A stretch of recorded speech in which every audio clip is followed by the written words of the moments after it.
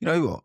Do you know what I've realised after watching people walk into family court? It's not the system that beats them first. It's not the judge. It's not even the ex. It's them. It's them. It's the individual. It's that quiet little voice in your head whispering, "You're not good enough. You're not good enough for this. Get someone else to speak for you." And it's just like that before they've even opened their mouth. They've handed the power over. Madness, isn't it? You've lived the relationship. You've raised the child. You've been there for the school runs, the sleepless nights, the arguments, the birthdays, the breakdown. But suddenly, when it matters most, you think, better let a stranger explain my life to another stranger. Might as well. And that's the moment it all goes sideways. Don't get me wrong. Barristers, they have their place. But some people treat them like emotional bodyguards. Here, you deal with it. I'll just sit here quietly and hope for the best. You tell my life story, and I'll just sit at the back here, do nothing, and you take responsibility for my life story. That's good. Crack on. You hope. Brilliant legal strategy. Brilliant. Right up there with winging it. And I thought the truth would just come out. And here's the truth, raw truth, real truth, uncomfortable truth, and not dressed up in legal nonsense either. The real truth. People don't step up in court because they're scared. Not scared of the judge. Not even scared of losing. They're scared of being seen stumbling over words, seen getting emotional, seen not being perfect. Because along the way, they learn that if you're not polished, you're not valid. So what do? They retreat. They outsource their voice. They shrink. They sit there while someone else delivers their life like it's a takeaway order, slightly cold, missing context, and not quite what they asked for. And then afterwards, they didn't represent me properly. Brr, brr. No. You didn't represent you properly. Because here's the part nobody tells you. Family court isn't about who sounds the smartest. It's about who looks the most stable, the most consistent, the most real. And real doesn't mean perfect. It means grounded. It means you can stand there, heart racing, hands slightly shaking, and still say, this is my child. This is my role. This is what I'm asking for. And that lands. Not perfection, presence. Just being there. But people avoid that. They avoid it. They avoid the moment I can't say that, but yeah. But the question's got to be like, why? Why?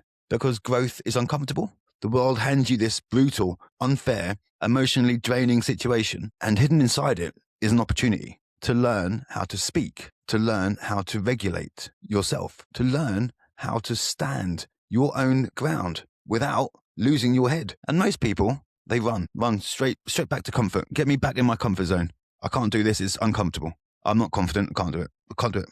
I'll mess it up. Ooh, I'll mess it up. Yeah, you probably will for the first time. And so what?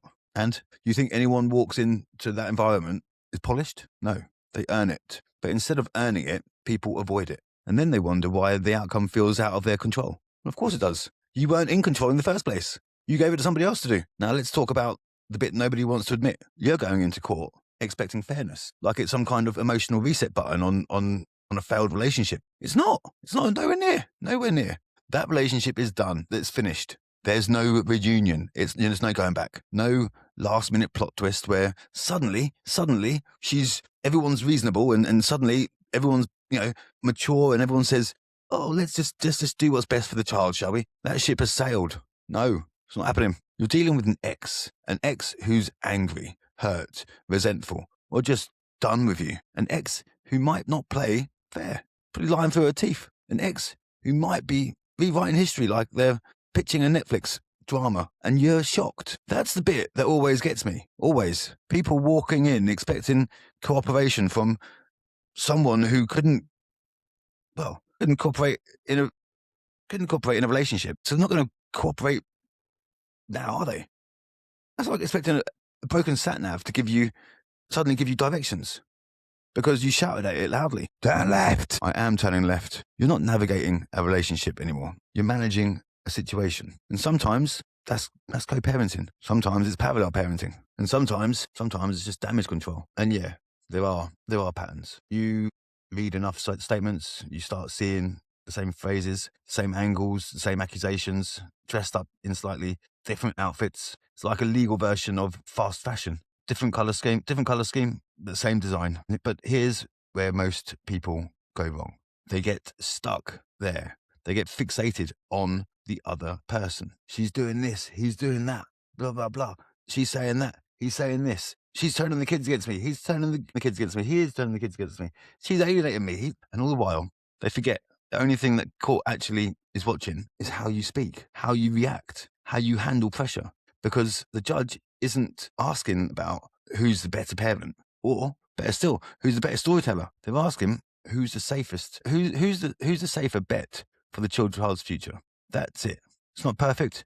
It's not flawless. Just safer. And safer in their mind doesn't mean it's going to be safer in everyone else's mind. More stable, more consistent, more emotionally in control. And here's the twist. This is the bit that stings a little, just a tiny bit.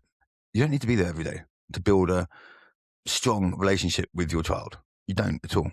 It doesn't mean it's easy. What you need is impact, consistency. When you are there, presence. When you not presence in gifts, but as in presence is your being. When you show up, calm, not chaos. You can spend less time and still leave a deeper imprint than someone who's there all the time, but emotionally absent. And that's the part people underestimate. So while everyone's busy fighting over the time, the real battle is influence. And influence isn't loud. It's steady. It's predictable. It's the child knowing, when I'm with you, I'm okay. That's what lasts. That's what cuts through everything. So yeah, learn the skills, get the guidance, prepare properly. Don't hand your voice away because it feels easier in the moment. So don't hide, because the moment you do that, you're not just stepping back from the case. You're stepping back from your role. And that's where people really lose.